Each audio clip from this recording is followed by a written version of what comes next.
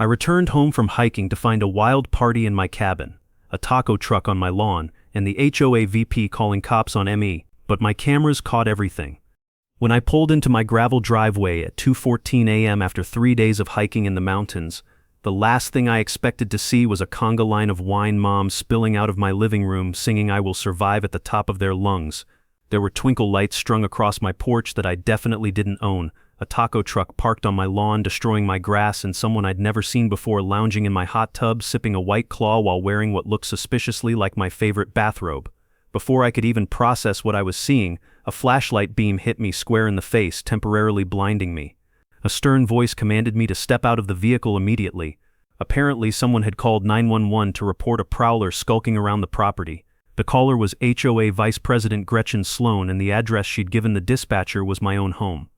The officers had their hands on their holsters, treating me like I was some kind of criminal trying to break into my own cabin. Let me back up and explain how I ended up in handcuffs next to a melting flamingo ice sculpture on my own property. My name is Wes Darnell, and I'm a 38-year-old stonemason who inherited this rustic log cabin in Hickory Knoll Estates from my grandfather 5 years ago. It's a sleepy mountain community where every mailbox has a carved bear on it, and every neighbor owns at least 3 leaf blowers that they fire up at 7 a.m. on Saturdays like clockwork. I'm what you might call a private person. I don't attend the monthly potlucks where everyone brings the same green bean casserole. I skip the HOA pancake breakfasts where they serve rubbery flapjacks and passive-aggressive comments about property values.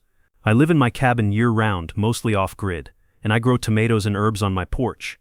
I keep my property clean, my grass cut, and my business to myself. This made me public enemy number 1 in the eyes of Gretchen Sloan, a 61-year-old Pilates enthusiast who had appointed herself the social fabric enforcer of our little community. She wore designer yoga pants to check her mail and had opinions about everyone's landscaping choices. She didn't trust men who kept to themselves, especially ones who didn't participate in her carefully orchestrated community events. At the last HOA meeting I was forced to attend for a septic issue, she actually described my cabin as having serial killer chic aesthetics and claimed my beard was disrespecting community optics, whatever that means. The real problem started when I declined to join the HOA. See, my grandfather's lot was grandfathered in, pun intended, as a legacy property. HOA membership was completely optional for our parcel, and I exercised that option by politely declining. Gretchen took this as a personal affront to her authority and everything she stood for. It started with little yellow notices stuck to my door with aggressive smiley face stickers. "The grass looks too natural," one said. Another complained that my chimney lacks a festive wreath during the holiday season. My personal favorite was a citation for improper wood stacking aesthetics because apparently my firewood wasn't arranged in a visually pleasing manner. I ignored them all since she had zero actual authority over my property. Then she escalated her campaign. The monthly HOA newsletter started featuring concerned resident spotlights with photos of me taken without my consent. One showed me carrying groceries with a caption about suspicious packages entering the neighborhood. Another caught me watering my tomatoes with text wondering what kind of plants I was really growing. She filed complaints with animal control about my aggressive basil plants, claiming they were attracting dangerous levels of bees. She organized what she called HOA-approved property audits, which were really just groups of nosy ladies with clipboards wandering onto my property to inspect my garden and take photos of my compost bin. They'd show up while I was at work measuring the height of my grass with actual rulers and documenting the angle of my mailbox. One time I came home to find 3 of them on my porch, photographing my doormat because it wasn't seasonally appropriate for spring. But the real tipping point came when I decided to take a 3-day hiking trip to clear my head after a particularly stressful work project. I'd been restoring a historic stone wall downtown and needed some time in nature to decompress. I locked up my cabin, set my security cameras to record, and headed into the wilderness for some peace and quiet. Gretchen noticed my truck was gone within hours. She had this uncanny ability to track everyone's comings and goings like some kind of suburban surveillance system. And when she realized I'd be away for multiple days, she decided my cabin would be the perfect venue for the HOA's Spring Social Sip and Sing Gala, an event I'd never heard of and certainly never agreed to host. Now here's the part that still baffles me to this day. She had a key to my cabin. I have no idea how she got it. I never gave her one. Never hid a spare under a rock. Never gave one to any neighbors. But somehow, some way, Gretchen Sloan had a key to my front door, and she used it. When I returned at 2:14 a.m. and found the chaos in full swing, the police were already there because Gretchen had called them the moment she saw headlights in the driveway. She told them I was trespassing on community-held property, which was completely absurd, but convincing enough in the moment to get me detained. Picture this scene, if you will. I'm standing there in my hiking boots and 3-day-old camping clothes, temporarily handcuffed while surrounded by suburban women in sundresses holding margaritas. There's a DJ set up on my deck playing 80s hits. Someone had moved my furniture to create a dance floor. My kitchen counters were covered in charcuterie boards and wine bottles. The flamingo ice sculpture was slowly melting onto my handmade coffee table. I took a deep breath and calmly explained to the officers that this was my property. I own this cabin, and I had extensive documentation to prove it. I showed them my driver's license with this address. I pulled up property records on my phone. I even showed them family photos hanging on the walls that clearly featured me. Then I mentioned the security cameras. Gretchen's face went pale under her spray tan. I pulled up the live feed on my phone and scrolled back 3 days to show the officers crystal clear footage of Gretchen unlocking my door with her mystery key and directing people to haul in cases of rosé and boxes of decorations. The timestamp showed she'd entered my property less than 4 hours after I'd left for my trip.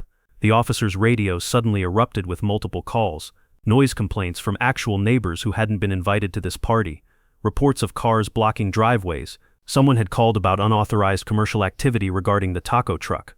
The DJ didn't have a permit for amplified sound after 10 p.m. It was a cascade of violations, all stemming from Gretchen's illegal party. Then one of the officers had a moment of recognition. He squinted at Gretchen and asked if she used to be involved with the Cedar Pine Township HOA. Turns out he'd investigated her for embezzlement at her previous community 3 years ago. She'd been using HOA funds to pay for her personal landscaping and had been quietly pushed out rather than prosecuted. This was clearly a pattern of behavior.